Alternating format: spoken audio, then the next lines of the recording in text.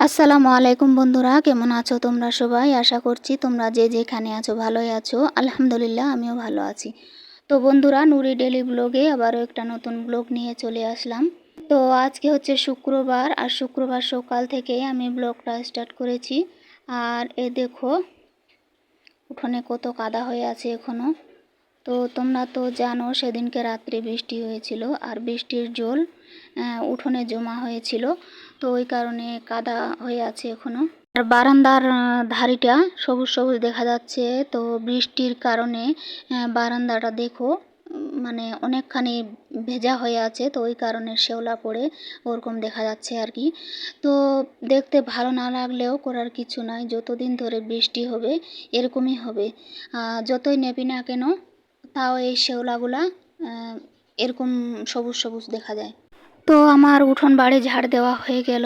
আর ওই দেখো বাইরের দিকটাও একটু মানে রাস্তাটা ঝাড় দিয়ে পরিষ্কার করে দিলাম। আর এই দেখো ও ঘাস খেতে এসে এখানে লুকিয়ে আছে।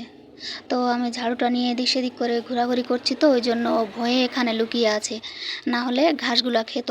তোরা ওদিকে ঝাড়টাড় দিয়ে চলে আসলাম কোলপাড়ে। আর কোলপাড়ে কিছু বাসন আছে, ওই বাসনগুলো ধুয়ে নেব। তো তার আগে জল দিয়ে কোলপাড়টা একটু পরিষ্কার করে নিলাম। তো আমাদের কোলপাড়টা না অনেকটা নিচু, তো ওই জন্য পানিগুলা জমা হয়ে থাকে। তো খুব একটা ঢালু না আর কি, যে জলগুলা যে বেরিয়ে যাবে ওরকম ঢালু না, একদম মানে চারদিকে সমান। তো জল জমা হয়ে থাকার কারণে কোলপাড়ে অনেক শ্যাওলা পড়ে যায়। তো ওই জন্য প্রতিদিনই ধোয়া লাগে আর কি। তো চলো কোলপাটটা ধুয়ে নিয়ে এখন বাসনগুলো মেজে নিচ্ছি। আর এই যে তোমরা দেখতে পাচ্ছ এই সাইডে সবুজ কালারের গামলাটাতে মরিচের গাছটা, বড় মরিচের গাছটা। তো এমনিতে ছোট ছোট তো আরও মরিচ গাছ আছে, আর মরিচও ধরেছে।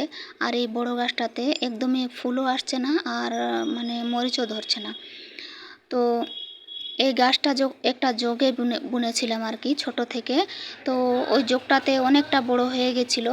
তো আমি ভাবলাম যে জগটা তো অনেক চিপা চাপা, এর মধ্যে শিকড়গুলা মানে বাড়বে না বেশি। তো ওই জন্য ওই জগটা থেকে এই গামলাটার মধ্যে দিলাম। তো যখন থেকে এই গামলাটাতে দিয়েছি আর কি, তখন থেকে মরিচ গাছটা কখনো কখনো পাতাগুলা মানে ভালো টনটনা হয়ে থাকছে, আর কখনো কখনো ঝিমে যাচ্ছে। তো আমি বুঝতে পারছি না যে কিসের কারণে এরকম হচ্ছে। তো তোমরা কেউ যদি জানো যে গাছটা কী করলে ভালো থাকবে, তো প্লিজ আমাকে একটু বলো। তো বন্ধুরা, আমার বাসন ধোয়া হয়ে গেল, ব্রাশও করে নিলাম, হাত মুখ ধুয়ে এখন হচ্ছে নাস্তা করব। তো ছেলেকে আগে রেডি করিয়ে স্কুলে দিয়ে আসলাম, দিয়ে এখন হচ্ছে এই দেখো এই বড় কাঁঠালটা, এটা দিয়ে আমরা নাস্তা করব আজকে সকালে। তো হাতে একটু সর্ষের তেল মেখে নিলাম এই কাঁঠালটা ভাঙার আগে, না হলে হাতে আঠা লেগে যাবে। তো বন্ধুরা, এই দেখো কাঁঠালটা একদম ফেটে গেছে এই সাইডে। তো এরকম দুটো কাঁঠাল মানে গাছেই ফেটে গেছিলো, তারপরে পাড়া হয়েছে। তো বন্ধুরা, কাঁঠালটা দেখে তোমরা হয়তো মনে করবে যে এটা বাজার থেকে নিয়ে আসা, কিন্তু না, এই কাঁঠালটা হচ্ছে আমার শাশুড়িমার বাড়িতে কাঁঠাল গাছ আছে, তোমাদেরকে দেখিয়েছিলাম, কাঁঠাল ধরেছিল তাদের দেখিয়েছিলাম। তো ওই গাছেরই কাঁঠাল এটা। তো কাঁঠালটা তোমরা দেখলে ফেটে গেছে, তো গাছেই এরকম হয়ে গেছিলো, দুইটা কাঁঠাল ফেটে গেছিলো। তো দুটাই পেড়ে নিয়েছে। তো একটা ওনারা খাবেন, আর একটা আমাদেরকে দিয়েছে খাওয়ার জন্য। তো বন্ধুরা, এত বড় কাঁঠাল তো আমরা দুজনে খেতে পারবো না, তো ওই জন্য কিছু কোয়া তুলে দিচ্ছি, তোমাদের দাদা ভাই খাবে, আর কিছুটা রেখে দিব, আর কিছু একটা বাটিতে করে তুলে একটা দিদিকে দিয়ে আসবো। দিদি বলতে আমার যা হয়, তো ওনাদের বাড়িতে দিয়ে আসবো আর কি। তো চলো আমাদের কাঁঠাল খাওয়া হয়ে যাক। আর আমার ছেলে যে আছে, ওর বাবার থেকে ও বেশি কাঁঠাল খেতে পারে।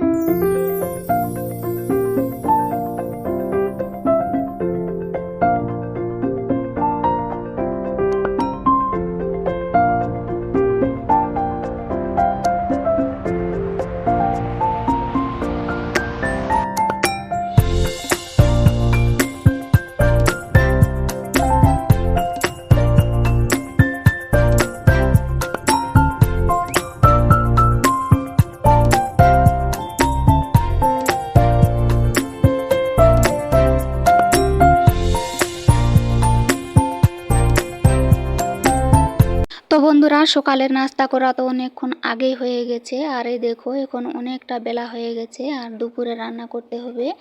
তো ওই জন্য এখানে আমি সবজি কাটতে বসে গেছি। তো এখানে হচ্ছে আলু আর পেঁয়াজ কেটে নিচ্ছি, মাছ দিয়ে রান্না করব।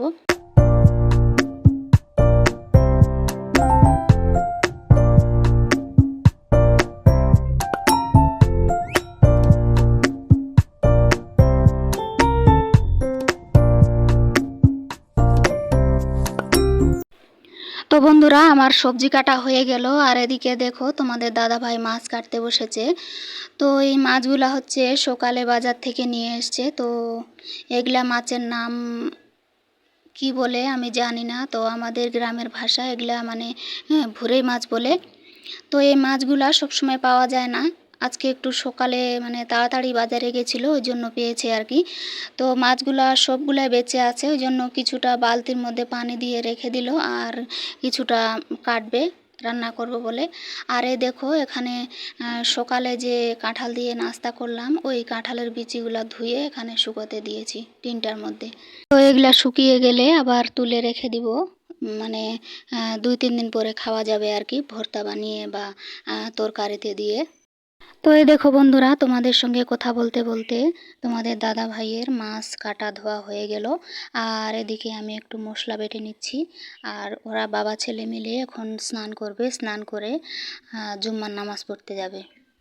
তো আমার মশলা বাটা হয়ে গেল, আর এখন হচ্ছে আমি রান্না করব। তো চলো বন্ধুরা, রান্নাটা আমি আগে সেরে নিই।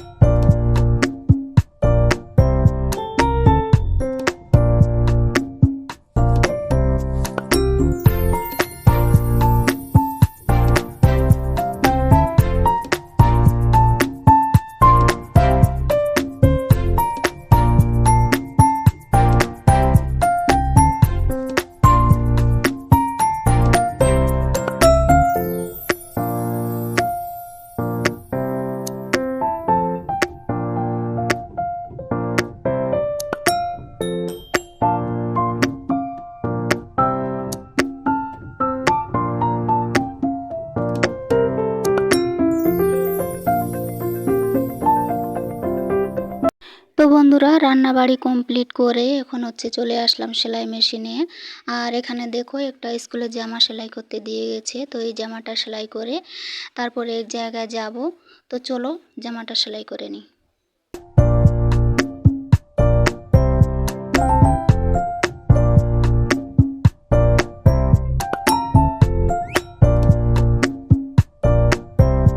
দেখো বন্ধুরা, আমি স্নান করে খাওয়া দাওয়া সেরে রেডি হয়ে নিয়েছি, আর ছেলেকে ও দাদির কাছে রেখে এখন যাব হচ্ছে একটা দরকারি কাজে। তো চলো আগে ঘুরে আসি। তো এই দেখো বন্ধুরা, আমি চলে আসলাম বাড়িতে, আর এখন হচ্ছে 5:30টার মতো বাজে। তো আর একটু হলে সন্ধ্যা হয়ে আসবে। তো এখন সকালে অনেকগুলা কাপড় ধোয়া হয়েছিল, তো এই কাপড়গুলো আগে তুলে নিচ্ছি, শুকনো কাপড়গুলা। তারপরে হাত মুখ ধুয়ে জামা কাপড় ছেড়ে একটু আরাম করব। তো ওদিক থেকে তো গাড়িতে আসলাম, আর আমাদের মানে বাড়ির সামনে যে রাস্তাটা, এই রাস্তাটা অনেকটা হেঁটে আসতে হয়। টোটো আসে, তো টোটোর জন্য অপেক্ষা করলে অনেকটা মানে দেরি হয়ে যাবে, ওই জন্য ছেলেকে রেখে গেছি। তো তাড়াতাড়ি পায়ে হেঁটে চলে আসলাম। তো চলো বন্ধুরা, আজকের ব্লগটা এখান থেকেই শেষ করলাম। ভালো লাগলে একটা লাইক করো, আর তোমরা যারা আজকে আমার চ্যানেলে নতুন, চ্যানেলটা সাবস্ক্রাইব করে আমার পাশে থেকো, আমার জন্য দোয়া করো।